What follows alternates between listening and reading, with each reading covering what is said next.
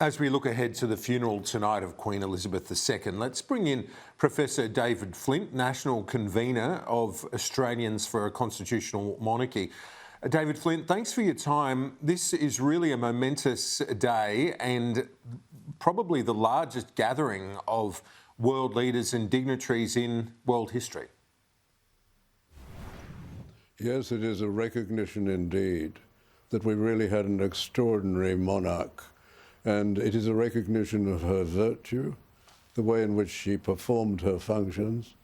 And there's an enormous admiration across the world for the way in which she performed the role of a constitutional monarch, not only in Britain, but in her many realms, but also as head of the Commonwealth, because she was very instrumental in holding the old empire together, which has merged and become a Commonwealth which is even attracting other countries wanting to join it.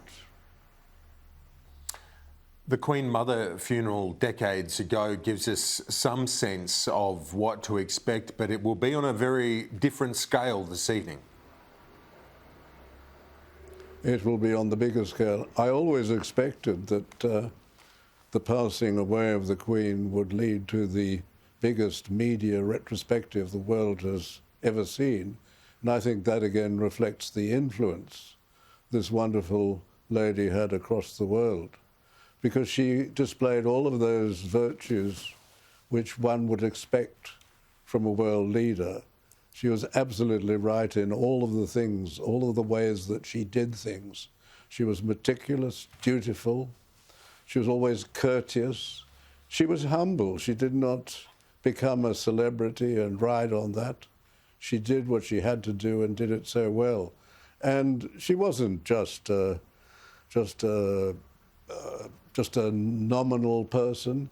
For example, when we had a problem in Australia which led to the solution in the Australia Act, it was a long-standing problem which related to the self-chosen colonial status of the states because they didn't trust Canberra.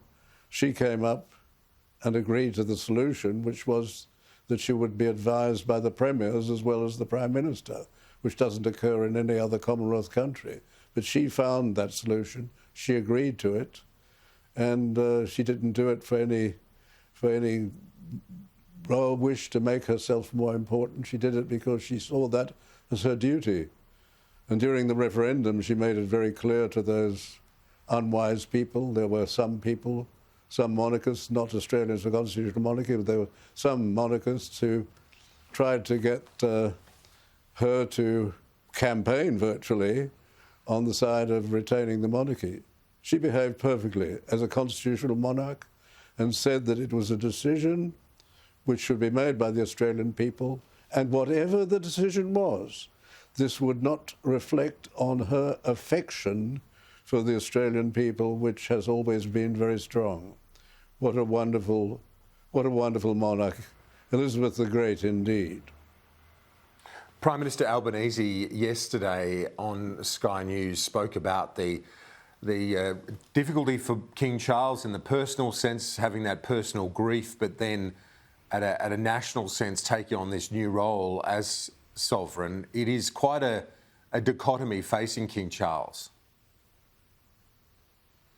It is indeed that the fact that, and you think of it yourself in terms of those occasions when we've all been in grief, which, as the Queen rightly said, is the price of love.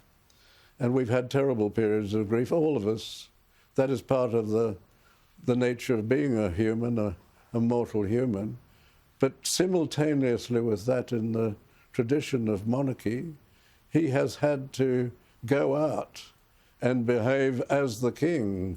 He had to be proclaimed almost immediately. He became king immediately on his mother's demise, but he did not have much time for that period of grief because he had to be in public, being proclaimed, the whole realms knowing that he was king and performing essential duties before the parliaments, the several assemblies and parliaments of the United Kingdom. And he will be replicating that in the realms. He will be coming here. He'll be going to Canada and New Zealand and all the other realms and many of the territories.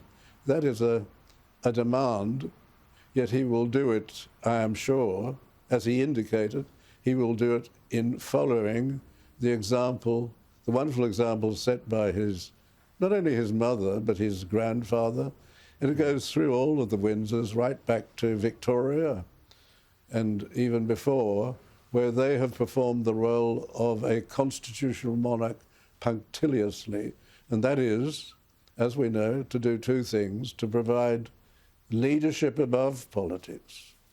And that is rare in many of the countries of the world, having a leader above politics, but also being the ultimate constitutional guardian. It is a demanding role, and as the Queen herself said, she had to be seen to be believed, and being seen is important, and going out as King Charles has, as the Prince of Wales has, going out and going directly to the people has been a very significant role, and it just demonstrates how well I expect King Charles to perform the function and role of the king of his various realms, including Australia. One of the challenges he faces, and we saw the grandchildren there on their guard, their vigil around Her Majesty's coffin, and one of the challenges will be to try and unite the family, particularly I'm thinking Harry and Meghan, given the events of recent years, Professor Flint. Yes, indeed, and in all families we do have problems of trying to keep everybody together. This is not uncommon, but this is the family which we all feel we know intimately. The whole world knows them intimately, which is an extraordinary thing, and it means that if there are tensions in that family, they can become well known and worldwide, and unfortunately we have seen that. Harry was absolutely entitled, if he so wished, to cease his role and function as what they call a working royal, and he was fully entitled to do that. But let us hope that the distance and discretion which one ought to follow, which the former Duchess of Windsor, Mrs. Simpson, much maligned woman, but she performed her role and function there meticulously. When did we ever hear the Duchess of Windsor, Mrs. Simpson, making statements and causing upset? Never, because she realised that this would be damaging to the institution of monarchy, and she lived her life as she thought it appropriate.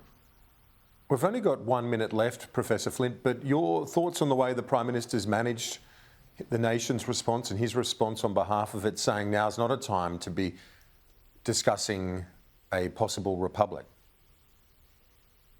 Yes, he did previously say, of course, that the republic wasn't coming up in this term. It wasn't coming up for two reasons. Firstly, it's very difficult to run two referendums, and I suspect they know that the support for a republic has declined to such a level, particularly among the young, that the chances of it ever getting up are even more minimal than they were in the landslide in 1999. I wish he wouldn't talk about the republic.